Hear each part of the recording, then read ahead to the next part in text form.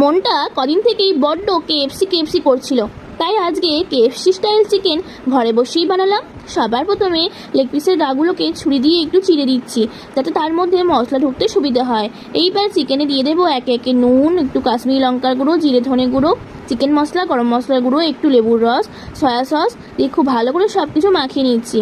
এইবার আদা রসুনের পেস্ট দিয়েও খুব ভালো করে মাখিয়ে 2 ঘন্টা ম্যারিনেট করে রেখে দেবো ফ্রিজে। 2 ঘন্টা পর একটি বোলে কিছুটা ময়দা আর কিছুটা কর্নফ্লাওয়ার নিলাম। এইবার একটি বোলে কিছুটা জলে নিয়ে তার মধ্যে কয়েকটা আইস কিউব মিশিয়ে দিলাম।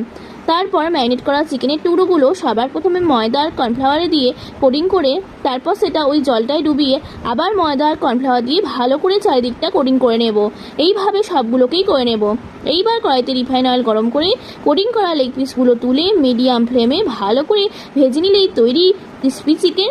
এরপর শুধু টমেটো কেচাপ আর মিওনিসের সাথে সার্ভ করলেই হবে।